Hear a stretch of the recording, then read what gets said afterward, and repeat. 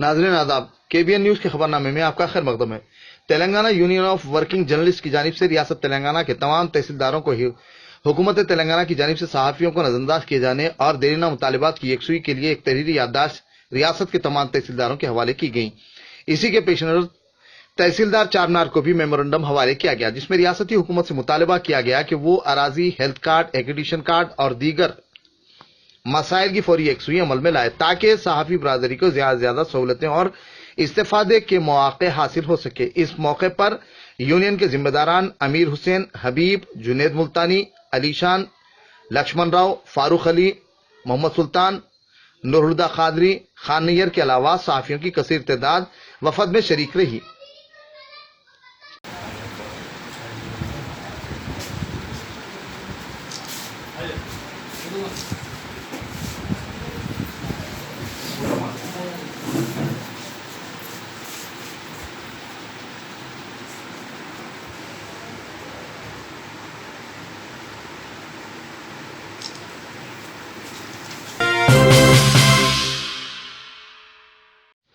Rajendra Nagar police station हुदूद में शातिर आदि सारिक गिरफ्तार। सारिक के कब्जे से 17 तोले तिलाई जेवरात, 1,40,000 नकद, फोर्ड आइकॉन कार और घड़ियां बरामद। पुलिस के मुमज्जिद मोहम्मद इब्राहिम नालंदा नगर बापू घाट के एक मकान में सरखे के बाद राह फरार इख्तियार की। शिकायत पर पुलिस फौरी क्लोज टीम के हमरा मुकाम वाक़े का तज्जिया और शवाहिद जमा किए, साथ ही सीसीटीवी का बगैर मुशाहिदा करते हुए सारिक की निशानदेही कर लिया और इसे गिरफ्तार कर लिया। सारिक से इंटरोगेशन पर इंकिशाफ हुआ कि वो 40 से जायद सरखे की वारदातों में मुलविस और पीडी एक्ट के तहत जेल जा चुका है। राजनगर पुलिस ने मुलजिम को अदालती तहवील में दे दिया।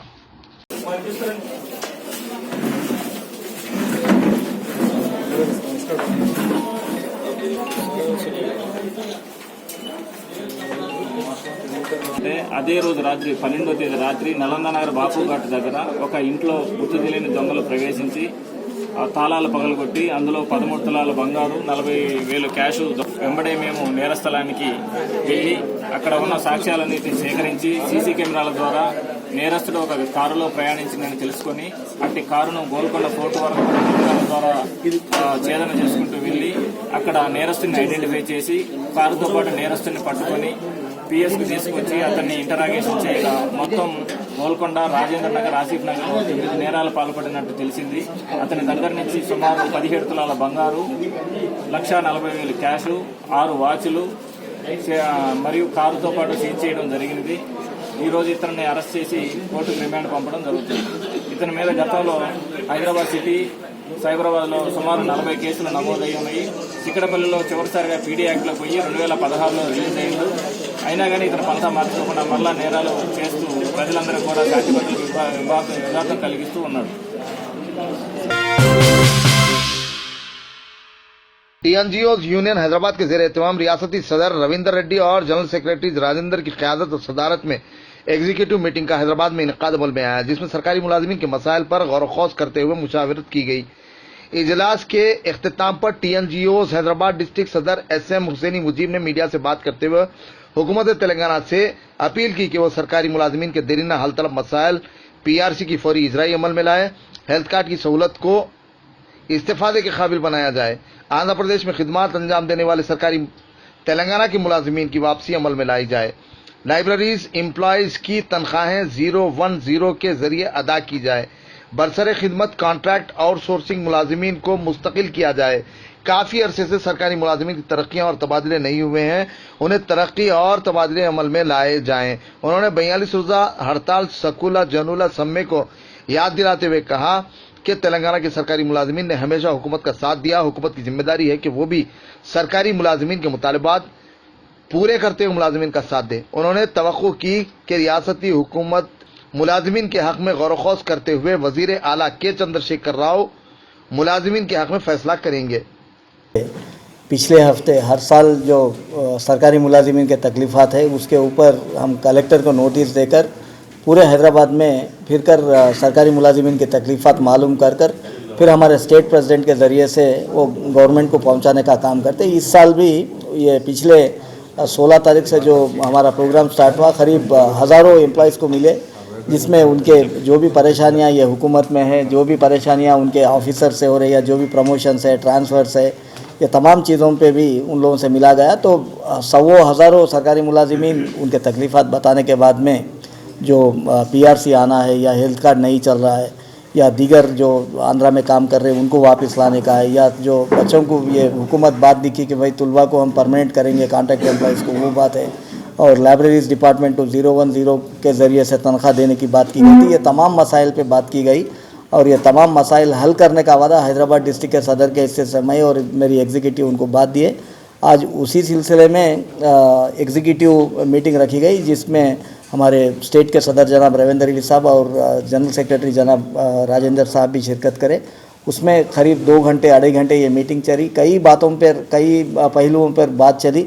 बहरहाल आपके ज़रिए से हम ये जनाब KCR साहब को जो हर दिल अजीज़ हैं, रविंदर रेड्डी साहब के जानिब से, तेलंगाना NGO सेंट्रल यूनियन के जानिब से, हैदराबाद डिस्ट्रिक्ट के जानिब से, पूरे रियासत के सरकारी मुलाजिमीन और तुलबा आउटसोर्सिंग कॉन्ट्रैक्ट एम्प्लॉइज़ के जानिब से हम फिर से एक बार आपके ज़रिए से अपील कर रहे हैं, जो PRC आना है हमारे स्टेट प्रेसिडेंट और जनरल सेक्रेटरी को बुलाकर इंशाल्लाह आप बात करिए, तमाम मसाइल हल करने की कोशिश करिए। दीगर जो भी स्टेट के जो बेनिफिशरी जो सरकारी मुलाजिमीन के ज़रिए से काम आपको लेना है, वो काम तो हम करने के लिए तैयार हैं। जो सरकारी मुलाजिमीन रियासत का कोई नुकसान पहुंचा रहे, वैसे लोगों पर आप केस लगवाइए, वैसे लोगों को आप सस्पेंड करिए। मगर जो 90% जो ईमानदारी से काम कर रहे हैं, वैसे सरकारी मुलाजिम के जो मतलबात है उसको मद्देनज़र रखते हुए स्टेट लीडरशिप को बुलाकर जल्द से जल्द ये मसाइल हल करने की कोशिश करिए। Thank you very much. जय तेलंगाना। पिछले 5 साल से मुसल PRC दूसरे साल से तेलंगाना NGOs ये काम कर रही है, तेलंगाना के रियाया के हुकूक के लिए, तेलंगाना के सरकारी मुलाजिमीन के लिए। अब रविंदर रेड्डी साहब, राजेंद्र साहब के सदारत में भी चीफ मिनिस्टर साहब से कई बार मिला गया। तो जो रियासत की माली हालत है, आज 2 महीने 3 महीने पहले, इससे पहले 2-2 साल तक कमेटी नहीं होती थी। जैसा रविंदर रेड्डी साहब और राजेंद्र साहब जाके चीफ मिनिस्टर साहब से मिलते, 3 मैन कमेटी डाल के उसके ज़रिए से आज पूरे रिकमेंडेशंस मंगा लिए गए और बहुत जल्द से जल्द, पिछले 3 दिन पहले भी एक इन्फॉर्मेशन हुकूमत के जानिब से आया था कि भाई आपका PRC दसरे में देंगे बोल के। तो अगर ऊपर वाला चाहा तो आपके ज़रिए से जल्द PRC आने का पूरा अंदेशा है। बस तेलंगाना NGOs की ये कोशिश रही है कि भाई सरकारी मुलाजिम के तकलीफ़ात दूर करें।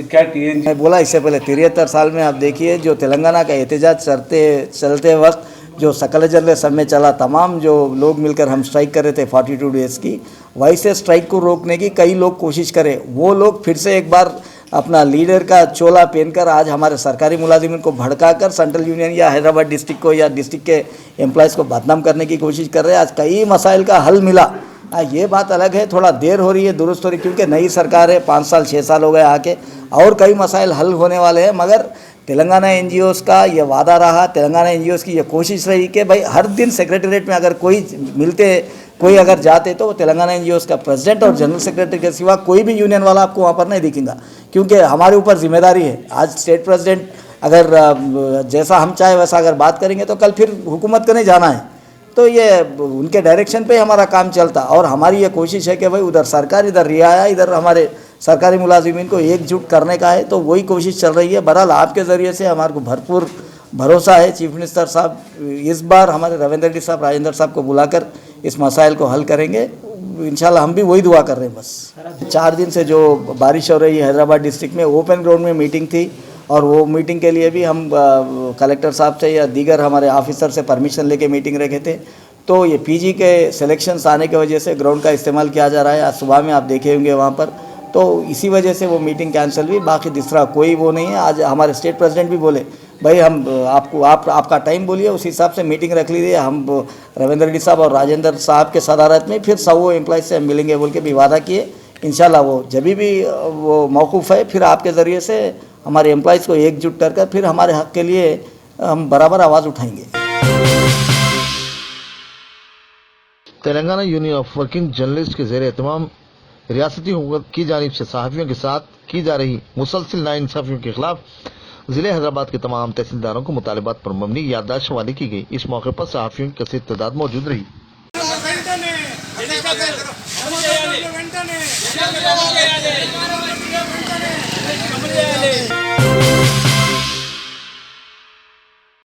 ओवरसीज स्कॉलरशिप जिले हैदराबाद के आला तालीम हासिल करने के ख्वाहिशमंद उम्मीदवारों को इत्तला दी जाती है कि फार्म के इदखाल की आखिरी तारीख 27 सितंबर मुकर्रर है। लिहाजा अहल उम्मीदवार फौरी अपने दरखास्त फार्म ऑनलाइन खानापुरी करते हुए दाखिल कर दें। District minority welfare officer Mohammad Qasim ने मीडिया से बात करते हुए ये बात बताई। उन्होंने बताया कि ये आला तालीम की स्कॉलरशिप सीएम फ्लैगशिप स्कीम के तहत 20 लाख रुपये मुकम्मल सब्सिडी के साथ दिए जाते हैं, जिससे अब तक तकरीबन 1500 से ज़्यादा उम्मीदवारों ने इस्तेफादा किया। अस्सलाम वालेकुम। मैं district minorities welfare officer Hyderabad district. ये ओवरसीज स्कॉलरशिप्स के बारे में अभी हैदराबाद डिस्ट्रिक्ट एस्पिरेंट्स को मैं इतला दे रहा हूँ। ये जो है कल तक ये लास्ट डेट है 27/9/2019 तक। स्प्रिंग 2019 सीज़न का जो है ये कल लास्ट डेट हो जाने वाला है। जो लोग अभी अप्लाई नहीं करे एलिजिबल है वो जल्द से जल्द अप्लाई कर दीजिए, क्योंकि ये बहुत इम्पॉर्टेंट है कि 20 लाख रुपए जो है सब्सिडी 100% सब्सिडी के साथ स्कॉलरशिप मिल रही है। ये ओवरसीज स्कॉलरशिप तेलंगाना आने के बाद 2014-15 में शुरू हुआ। उसके साथ साथ हमारा माइनॉरिटीज़ को SC ST BC के साथ साथ हमारा माइनॉरिटीज़ को भी हर साल 500 बच्चों को अब्रॉड जाने में दे रहे। अमेरिका, कनाडा, स्विट्ज़रलैंड, ऑस्ट्रेलिया, वैसा 8 कंट्रीज़ को जाने वाले जो बच्चे हैं वो लोग 20 लाख हासिल कर सकते हैं इसमें। इसीलिए जो लोग एलिजिबल है वो देर नहीं करना, कल शाम तक ये लास्ट डेट है। इसके लिए आप जो है I-20 होना चाहिए। आप कौन सा यूनिवर्सिटी में अप्लाई करा वो अप्लाई करने के बाद वो ऑफ़र लेटर लेके आना है, उसमें वीज़ा रह जाते। उसके साथ साथ GRE यानी GMAT दोनों में एक, और IELTS TOEFL दोनों में एक पास होके फिर वो वैलिड ले लेके अप्लाई कर सकते हैं ऑनलाइन में।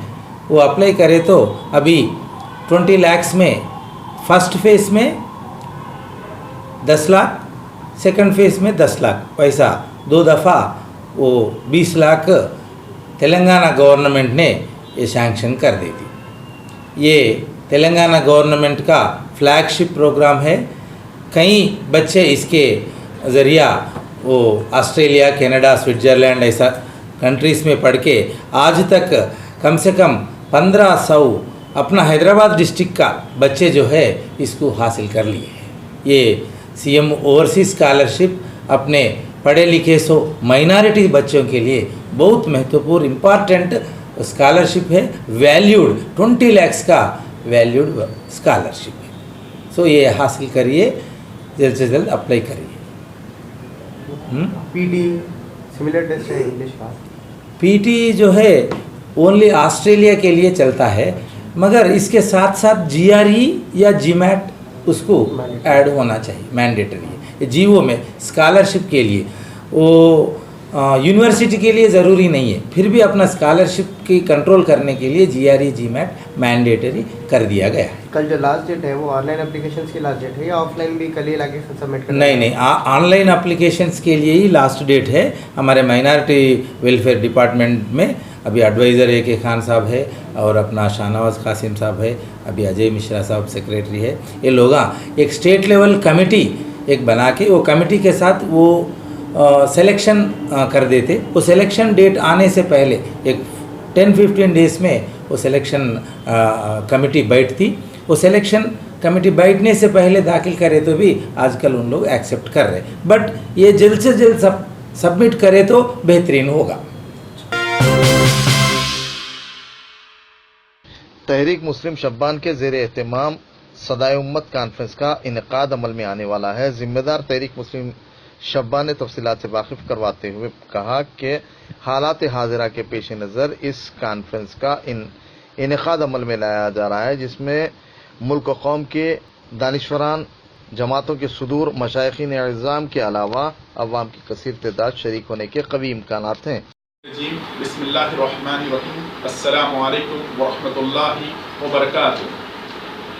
मुल्क के मौजूदा हालात पर मद्देनज़र रखते हुए 19 और 20 अक्टूबर को अजीम शान एक कॉन्फ्रेंस मुनक़िद की जा रही है। ऑल इंडिया सदाए उम्मत के नाम से सारे मुल्क के लोग इसमें शिरकत होंगे, क्योंकि मुल्क के हालात बद से बदतरीन होते जा रहे हैं। आप सब लोग इन चीज़ों से वाकिफ़ है। कश्मीर का मसला हो, चाहे मॉब लिंचिंग का मसला हो, कई नाम पर जालिम लोग जुल्म करते जा रहे हैं और मजलूम लोग इस जुल्म का शिकार होते जा रहे हैं।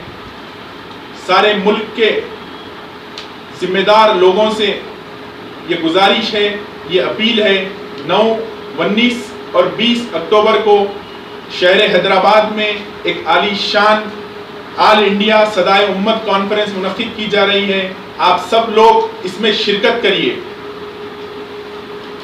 हमारे हरदिल अजीज़ अली जनाब मुश्ताक मलिक साहब से कौन वाकिफ़ नहीं है, सारे मुल्क के ज़िम्मेदार लोग वाकिफ़ है। अल्हम्दुलिल्लाह, जब भी मुल्क में जुल्म होता है उस वक्त शहर हैदराबाद से एक नामवर शख्सियत जिनका नाम मुश्ताक मलिक साहब, वो हर वक्त लब्बैक कहते हैं और इस जुल्म के ख़िलाफ़ आवाज़ उठाते हैं। तो तहरीक मुस्लिम शब्बान की जानिब से ऑल इंडिया सदाए उम्मत कॉन्फ्रेंस मुनक़िद की जा रही है 19 और 20 अक्टूबर को। हम आप सबसे दर्दमंदाना अपील करते हैं, इस कॉन्फ्रेंस में शिरकत करिए और इसको कामयाब करें। शुक्रिया। अस्सलाम वालेकुम।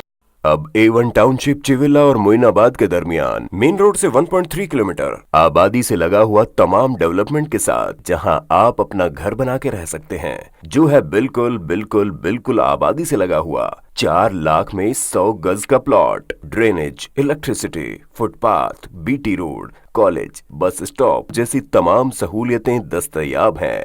आपका ये छोटा सा इन्वेस्टमेंट आपका और आपके बच्चों का मुस्तकबिल बदल सकता है। मजीद मालूमात के लिए हमें कॉल करें। Address pillar number 235 opposite fishers department, Rajendra Nagar, Hyderabad. Contact 7799603838। अगर आपने हमारे चैनल को अभी तक सब्सक्राइब नहीं किया है तो यहाँ पर रेड कलर का सब्सक्राइब बटन दिख रहा है, उसे क्लिक करें और हमारे चैनल को सब्सक्राइब कीजिए और साथ ही साथ बेल आइकन को भी क्लिक कीजिए, जिससे आपको ताज़ा अपडेट मिलती रहे।